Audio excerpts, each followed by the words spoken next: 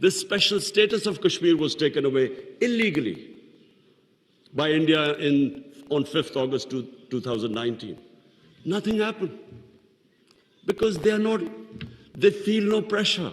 OIC की meeting Pakistan में हो रही है, सारे अरब खिते के वज़राए ख़ारजा पाकिस्तान में, सारे अरब खिते के, और कल हिंदुस्तान ने कश्मीर में बिजनेस कॉन्फ्रेंस रखी हुई थी कि यहाँ पर इन्वेस्टमेंट की जाए।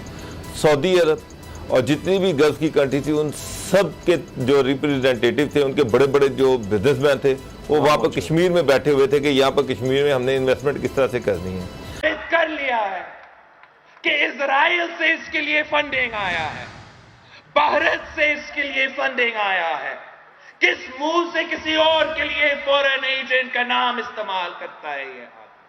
चाइना ने बेसिकली पाकिस्तान के साथ जैसे कहते हैं ना हाथ कर दिया।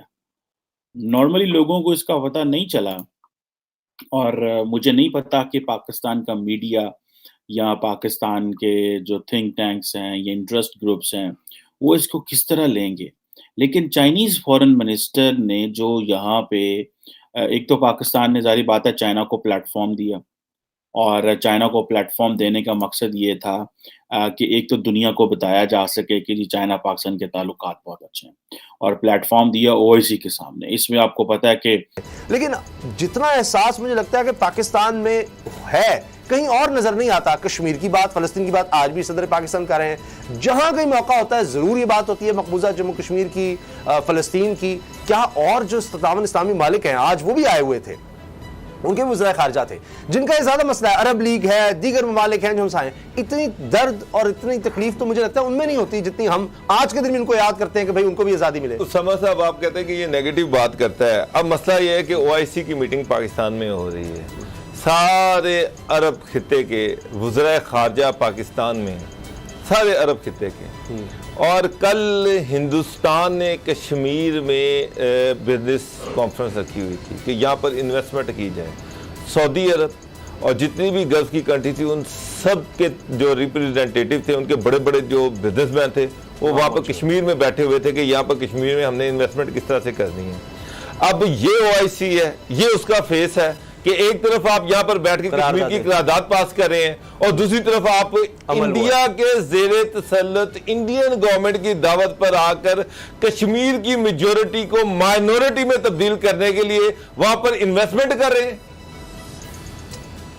यहां पर तो उसको कंडेम किया जाना चाहिए था, इन ममालिक को नोटिस इश्यू होना चाहिए था कि तुम किस मुंह से उसको कंडेम कर रहे हो, किस मुंह से कश्मीर की करारदाद कश्मीर जो है उसकी हमायत कर रहे हो, जब तुम खुद वहां पर इन्वेस्टमेंट कर रहे हो। यहाँ पर फलस्तीन की बात की जा रही है और इसके साथ साथ कुछ ममालिक जो है वो फलस्तीन के साथ सफारती ताल्लुकात कायम करके बैठे हुए हैं, सॉरी इसराइल के साथ सफारती ताल्लुकात कायम करके बैठे हुए हैं। सिक्योरिटी के सर उनके साथ खाली तकरीरों से, खाली करारदादों से ये मसला हल नहीं होना।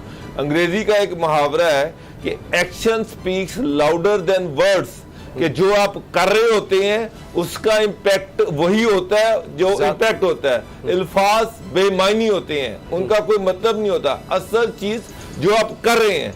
मसला यह है कि पिछले 50 साल से आप 50,000 करारदादें पास कर लें, लेकिन हकीकत ये है कश्मीर में इन्वेस्टमेंट मुस्लिम ममालिक कर रहे हैं, इसराइल को मुसलमान ममालिक को मान रहे हैं, तो फिर आप किस चीज की मजम्मत कर रहे हैं, क्यों मजम्मत कर रहे हैं? तो एक इम्पॉर्टेंट डेवलपमेंट है और वो ये है कि चाइना ने बेसिकली पाकिस्तान के साथ जैसे कहते हैं ना हाथ कर दिया। नॉर्मली लोगों को इसका पता नहीं चला और मुझे नहीं पता कि पाकिस्तान का मीडिया या पाकिस्तान के जो थिंक टैंक्स हैं या इंटरेस्ट ग्रुप्स हैं वो इसको किस तरह लेंगे। लेकिन चाइनीज़ फॉरेन मिनिस्टर ने जो यहाँ पे एक तो पाकिस्तान ने ज़ाहिर बात है चाइना को प्लेटफॉर्म दिया और चाइना को प्लेटफॉर्म देने का मकसद ये था कि एक तो दुनिया को बताया जा सके कि जी चाइना पाकिस्तान के ताल्लुकात बहुत अच्छे हैं और प्लेटफॉर्म दिया ओआईसी के सामने। इसमें आपको पता है कि अरबी भी नाराज हो गए और आपको पता है कि सऊदी फॉरेन मिनिस्टर और कुछ और फॉरेन मिनिस्टर जो थे वो चले गए और वो परेड भी देख के नहीं गए। खैर एनी हो, ये भी एक स्टोरी है कि उन्होंने परेड क्यों नहीं देखी। आई थिंक कुवैती थे और कुछ और अरब ममालिक के, तुर्की के फॉरेन मिनिस्टर जो थे वो भी चले गए और उन्होंने भी परेड नहीं देखी। और उनको पता था शायद कि एक तो शायद हो सकता है कोई मसरूफियत हो, लेकिन जितने हमारे करीबी ताल्लुकात हैं टर्की के साथ और सऊदी अरब के साथ, तो वो जो हमने सऊदीज़ और टर्की जो नहीं रहे यहाँ पे, वो भी एक क्वेश्चन मार्क है कि सऊदी फॉरेन मिनिस्टर का, टर्किश फॉरेन मिनिस्टर का यहाँ पे ना रहने का क्या मकसद था? यानी कि 23 मार्च की परेड के हवाले से हमने कहा था कि जो फॉरेन मिनिस्टर्स आएँगे, उनको हम पहले वो अपना ओआईसी का एक सेशन अटेंड करेंगे, जिसके लिए वो ज़ाहिर बात है आ रहे हैं, फिर उसके बाद वो 23 मार्च की परेड देखेंगे। तो उसमें चाइनीज़ फॉरेन मिनिस्टर वांग जी तो वहाँ मौजूद थे, लेकिन कोई और फॉरेन मिनिस्टर जो कि इम्पोर्टेंट कंट्रीज़ के वो नहीं मौजूद नहीं थे, बाकी काफ़ी वैसे फॉरेन मिनिस्टर्स वहाँ पे मौजूद थे। तो इट मीन्स कि सऊदीज़ और टर्क्स जो हैं वो नाराज़ हुए और वो एक दिन वो रात रह के वो चले गए।